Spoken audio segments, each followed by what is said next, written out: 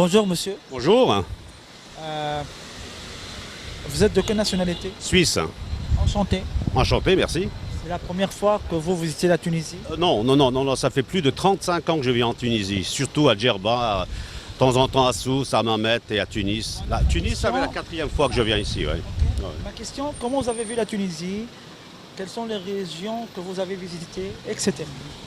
Alors écoutez, je travaille dans le tourisme. On essaie de développer un tout petit peu, depuis la Suisse et la Tunisie, l'Europe en général, la francophonie en particulier. Mais la Tunisie reste une très très belle destination pour l'Europe, hein, du moins pour les Suisses, les Français aussi. Et puis on fait le maximum pour... Pourquoi? Déjà par la proximité, la richesse déjà culturelle, la langue française. Il y a beaucoup de francophones qui viennent ici en Tunisie. Ça aide Un vecteur. C'est un grand vecteur de compréhension du moins entre les gens. Et puis c'est plus facile, je veux dire, c'est plus facile d'envoyer des francophones suisses ou français en Tunisie que de les envoyer ailleurs où on ne parle pas beaucoup le français. Bon, ils peuvent bien sûr y aller, mais c'est un critère assez important la langue. Donc c'est très important. Très important, oui, bien sûr. Vous avez visité des régions. Quelles sont ces régions? Ben écoutez, les régions sont toutes belles les unes que les autres, au nord comme au sud, et en particulier le sud de la Tunisie, par exemple dans la région de Ksargilan, qui est vraiment une superbe région, et Tataouine, et tout vraiment c'est Djerba, l'île de Djerba bien sûr, et toutes ces parties du sud qui sont vraiment, il faut les voir. Quelles sont ces spécialités, voilà, ces spécificités, voilà. Alors écoutez, en dehors de la chaleur, bien sûr, c'est la plus grosse spécificité. Il y a un grand village à Gourmassen, spécialiste des fameux beignets de la pâtisserie tunisienne. J'ai appris ça avec le temps. Puis franchement aussi le désert, les gens adorent aussi le désert, les expéditions, le quad, le dromadaire et tout ce qui va avec. Hein. Vous êtes retraité ou bien en fonction, c'est-à-dire vous êtes retraité? Retraité pas encore, mais bientôt, ça c'est sûr. Donc voilà, généralement les Européens profitent lorsqu'ils sont en retraite de chercher des pays au niveau nature, au niveau peuple, comportement de peuple, etc. Ben, généralement, ce que les gens cherchent en Europe, c'est le soleil. Ça, c'est important pour un retraité. Pas de soleil. On a du soleil, mais pas autant qu'en Tunisie. Hein. La Tunisie, vraiment, la Tunisie, le Maroc, tout le bassin méditerranéen, c'est là que les retraités principalement veulent venir un tout petit peu. Ce qui fait la différence? Ce qui fait la différence, c'est le brouillard et les nuages en Suisse comme en France. Hein. Bien sûr. Vous avez déjà été en France ou bien? Inch'Allah, un jour, Inch'Allah. Londres, c'est pire. Le brouillard à Londres, c'est pire. Hein. Donc le brouillard, les nuages. L'Irlande, n'en parlons pas. Mais bon, c'est clair, non retraités, ils préfèrent le soleil, ils préfèrent être un peu partout, en Tunisie ou ailleurs. Alors il y a ceux qui s'installent, qui quittent la Suisse, par exemple, je parle pour les Suisses, qui quittent la Suisse pour s'installer en Tunisie. Et ça, ils y trouvent une autre qualité de vie, tout simplement. Certains veulent finir leur jour en Tunisie. Et tant mieux, c'est super, pourquoi pas. Puisque vous travaillez dans le tourisme, quel est votre point de vue au niveau de tourisme en Tunisie, c'est-à-dire les hôtels, quelle est votre appréciation? Ben écoutez, sur les hôtels, j'ai pas vraiment grand-chose à dire. En Tunisie, tout le monde est très. Il y a une énorme hospitalité. On reconnaît ça, la Tunisie. C'est un pays très hospitalier. Si je suis venu intervenir aujourd'hui, c'est parce que je suis venu avec ma femme et on est venu. Et à un moment donné, on s'est fait avoir à l'aéroport par un taxi. Et là, j'ai pas apprécié parce que sur le compteur, c'était marqué 8 dinars. Et quand on est descendu devant l'hôtel, à un moment donné, il m'a dit c'est 25. J'ai dit mais il y a un compteur, à mon avis, il y a un compteur qui compte. Et il m'a dit non, c'est 1 dinar supplémentaire par bagage, un deuxième pour le droit de parking ou quelque chose, on est arrivé à 25 dinars, bon ben voilà quoi. C'est un tout petit peu ça que j'aime pas. Mais bon, c'est pas tous les taxieurs qui sont comme ça. C'est un cas particulier. C'est un cas particulier. Et comme les Suisses, comme les Français, il y a des particuliers, donc des comportements. Oui. Mais en général, de 90%, nous les Tunisiens, on respecte bien les touristes, c'est-à-dire les Français, les Suisses. Donc, Oui, oui. voilà. Vous avez dit 90, moi je dirais 99.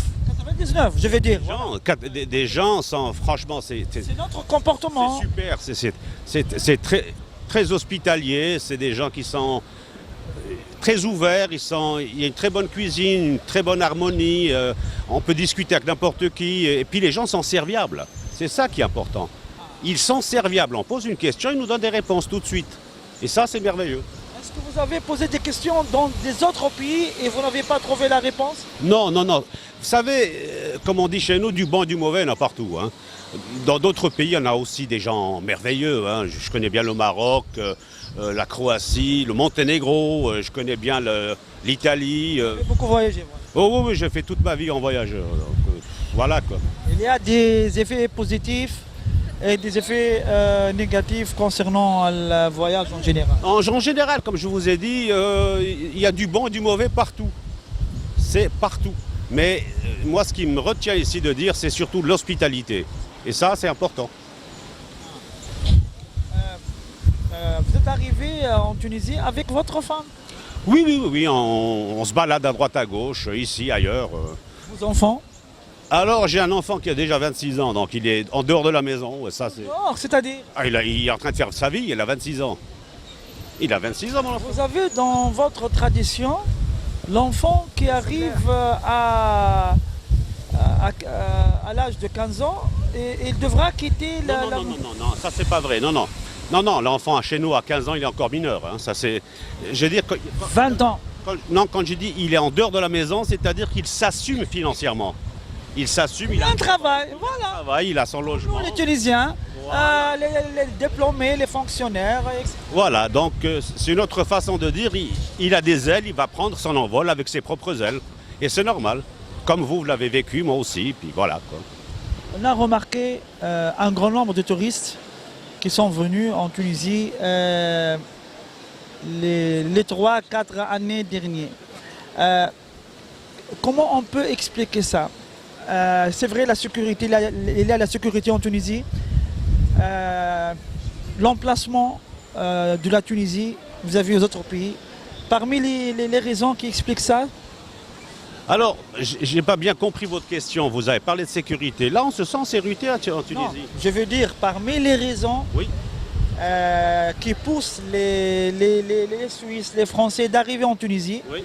à part le facteur de sécurité, Oui, oui. ce qui, alhamdoulilah, il y a autres facteurs au niveau d'accueil de peuple, au niveau des endroits, voilà.